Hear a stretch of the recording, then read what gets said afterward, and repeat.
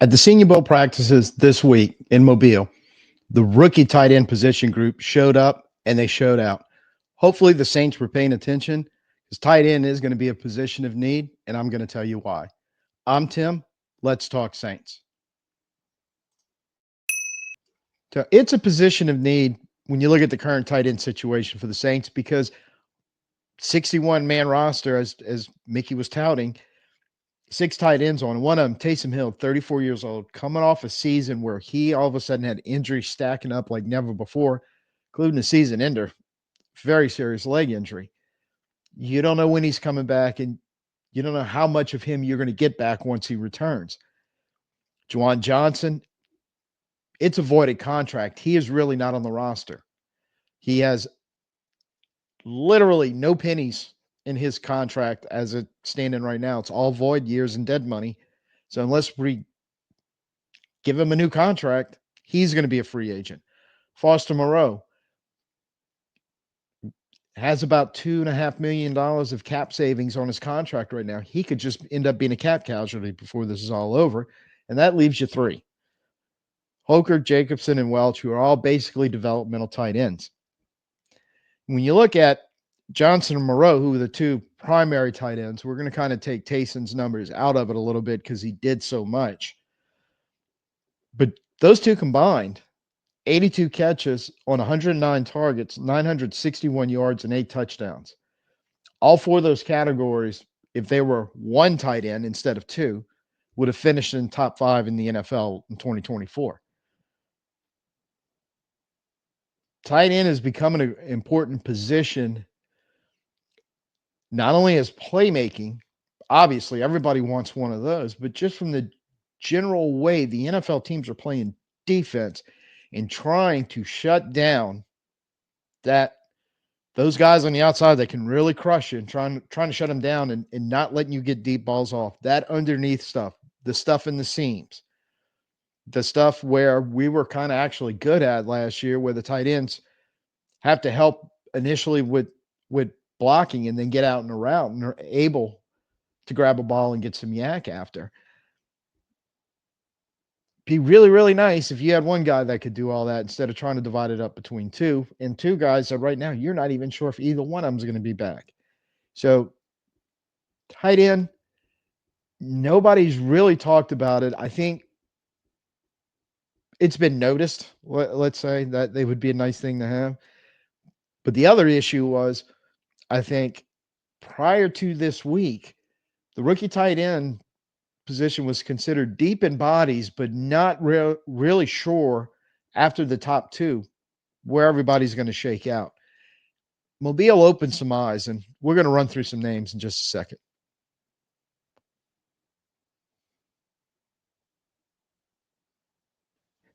So the way the rookie tight end class is kind of shaking out prior to this week at the Senior Bowl, you had consensus top two guys: Warren, tight end for Penn State, and Loveland, tight end for Michigan. Both of them considered first rounders, and Warren considered the best of the two, possibly sneaking into, I think they're kind of looking at him in the mid round, but possibly sneaking up towards the top 10. We're at 9. So let's address that point right now and how I feel about it.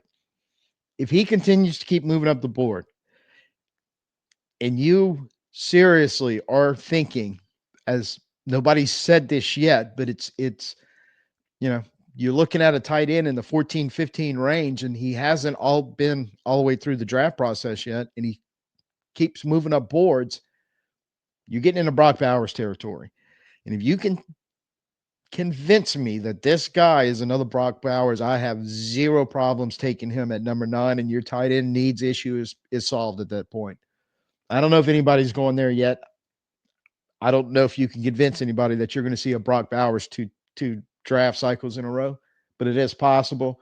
Saints need to leave that door open and be honest about it. Don't talk yourself into he's one. He's the next Brock Bowers. Make sure he's the next Brock Bowers before you do that. So outside of that, unless you're going to trade down, you probably don't have a shot at Loveland at number 40. And this is where things get interesting, because one of the things the NFL was watching this week in Mobile is, well, who's the next guy up after Loveland? One of the candidates was Helm from Texas, tight end, who had a really good season and had a really good playoff stretch when they were trying to make their championship run, but he wasn't at Mobile.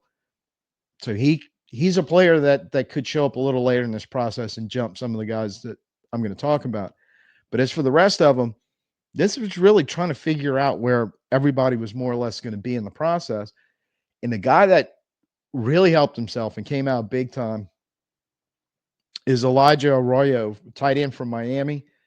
Senior Bowl measurements had him at 6'4", 251 pounds, which is about 11 pounds or so heavier than he was weighted at as Miami, or shown as his weight in Miami. So he added about 11 pounds. Now, the thing about him is if you look at his numbers there for his 3 years, you're looking at the first 2 years going, what the hell? Why is this guy even in the conversation? And then a much better third year. And there's a couple of reasons. One, years 1 and 2, 22 and 23, injury issues stacked up, missed a lot of time, and seemed to be even in 23 for a stretch where he played some games. He wasn't completely healthy and wasn't right. Kind of got back to 100% this year in 2024. And also had the number one consensus Cam Ward, who's the number one consensus quarterback, throwing the ball to him, and started throwing some film out there about him making some catches downfield, getting some balls in the seam, kind of that stuff you do want to see from some big play tight ends. But it's also one of those they didn't make the college playoffs. So his season ended as 13, so he didn't have a chance to continue trying to build on that momentum. Well, he showed up the last 3 days, and 3 really strong days. A lot of people are coming out saying he might be the ultimate overall big winner in Mobile from what he did in those 3 days of practices. That very good route running and very good ball skills that he showed downfield. 3 days, he kept showing it, that it existed against some guys that are really good in coverage and in beating them. Gave him a very overall strong performance, and he is a big guy. So when you're going to be looking at, and has all these guys that we're going to talk about today have the reputation of, hey, they're a willing blocker, even if they're not necessarily great at it. They're good enough. They can help, and they have the ability to get better because they want to learn how to block, or they want to block. He fits that category, and he is a 6'4", 251. He's a very big guy. Again, with him and all the other guys we're going to talk about, when they get into the combine process, when they start getting to the measurables, especially the speed, the explosiveness, the agility, the strength, all that's going to be a variation on what they're seeing on the field now. But he's one of the guys that they saw film on him. They understood what went on his first 2 years in college, how he kind of started to put it together. And this was I think all these guys kind of fall in the category. Did what we see live in practice match up or exceed what we were expecting to see on film? Unquestionably, it sounds like Arroyo's one of those guys that absolutely he did. And second, third round, again, if he continues down the path he's headed right now, once they get to the combines and the pro days and all the rest of the pre-draft stuff, they're saying, look, he's a day 2 guy. Next one, and I'm very familiar with Mason Taylor, being an LSU fan for the last 3 years. Came in at the combine at 6'4", 250. So again, good size. And one of the things when you watched him play at LSU, he just seemed like a very smooth player. That's one of the ways they used to describe him. I always said it was kind of like in the passing game, he looked, for a big man, he looked like he was moving around effortlessly. Now, again, once he gets to the combine and we see his speed and agility and strength scores and all, it's going to kind of crystallize a lot of this stuff. But for the most part, he showed 3 years at LSU. He's a really good route runner, very good hands. Over his 3 years, if you look at any individual season, there's nothing that pops out and goes, wow, he had an outstanding year, sort of like Arroyo did in his last year. And when we get to the next guy, some really eye popping numbers. But it's also in the consideration that while those 3 years LSU loved to throw the football and loved to throw it downfield with um, guy named Jane Daniels for the first two and a guy named Garrett Nussmeier who's going back for his senior year this year, they also were just stacked at receiver with high level college talent and, let's be honest, some NFL talent. You start thinking about guys like Malik Neighbors and Brian Thomas. He was mostly used. He was never really a focal point in the offense. He was mostly used as a chain mover, tight end, which in the NFL that's a real thing. If you look at his yards per reception, he hovered right around 9-10 yards all 3 years. That's the part of the field that he tended to operate in. He did it very, very well. His route running seemed to be good, but again, because he's never the focal point of the offense, those monster receivers that LSU had on the outside weren't exactly constantly drawing a lot of heavy and high coverage. But it is a plus that against that he could operate in those areas and still get open. And even if it was a check down or an intermediate route, ball got near him in space, he did have the ability to turn up the field and get some yards after the catch. So very solid and fluid tight end. A lot of people looking hard at him, understanding the situation he came from. He was never really the guy that LSU's chunking the ball downfield a whole lot, and he's got to, like Arroyo, get downfield and show some ball skills down there. I don't know if he necessarily showed any of that, and that would have been the things that really would have popped him up. I don't know if he necessarily showed any of that this week, but he solidified everything they thought about him. So apparently they are on his route running, on his intermediate ball skills, on his ability for yards after the catch. And the one thing that Trevor Sycamore, the head analyst for PFF, did mention in his coverage is that, and especially I happen to be watching these drills Tuesday when they were working kind of some red zone short yardage stuff, and he made a couple fantastic. One of them, a contested catch that was insane, held on the ball for touchdowns. Again, that was something he really wasn't asked to do a lot at LSU. There's probably not a lot of it on film for anybody to really analyze it. And that's what Sycamore was saying. He showed that ability, and he said any big body tight end that can do that in the red zone is a plus, and it's a guy that NFL teams are really, really interested in.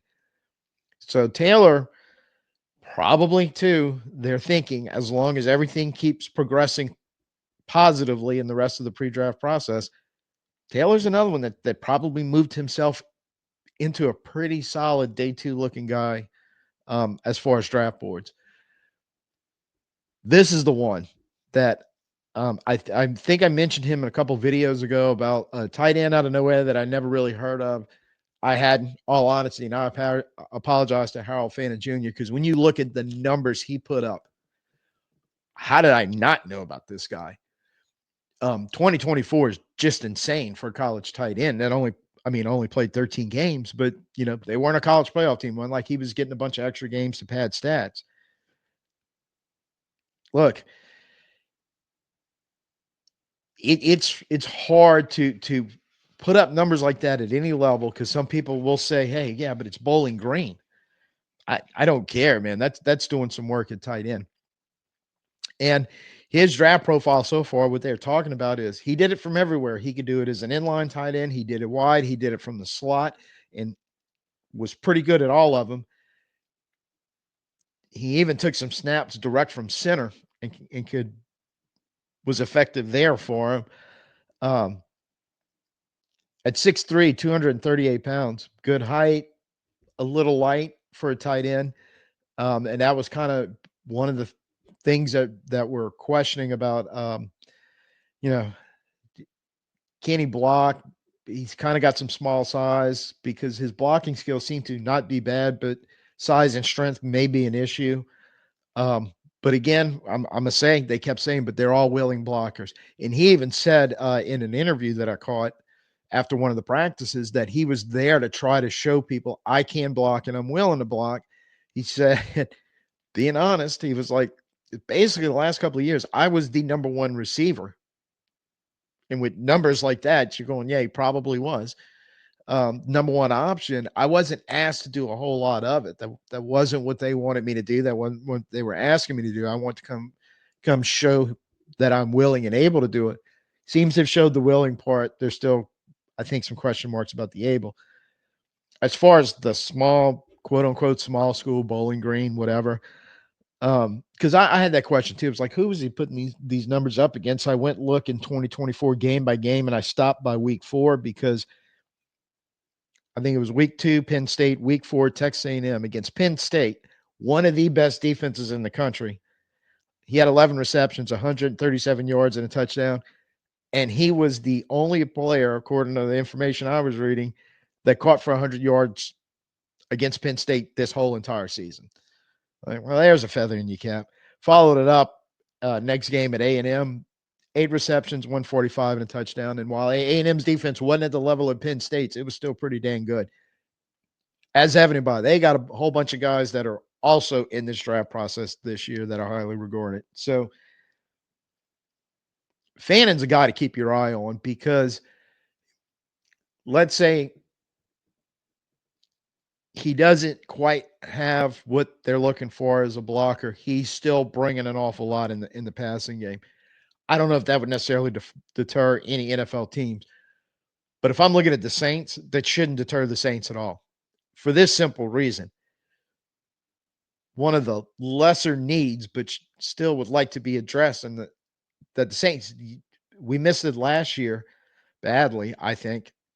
And it doesn't look like we have anybody on the roster right now that can do it. But that big body kind of wide receiver that you can run out wide or out of the slot. Well, if you can't quite get that or you don't quite have it, but you got a Harold Fannin Jr., you at least have somebody with the ability to kind of do it and help you out. Also, another one that walking out of here, most analysts said he didn't help himself was kind of the common phrase this week, but I didn't get the sense so much that it was because he crashed and burned or had a bad 3 practices, as much as it was okay practices, and he didn't, like Taylor and Arroyo did, exceed kind of what they were expecting, and Arroyo really blowing past their expectations. Kind of propelled them up.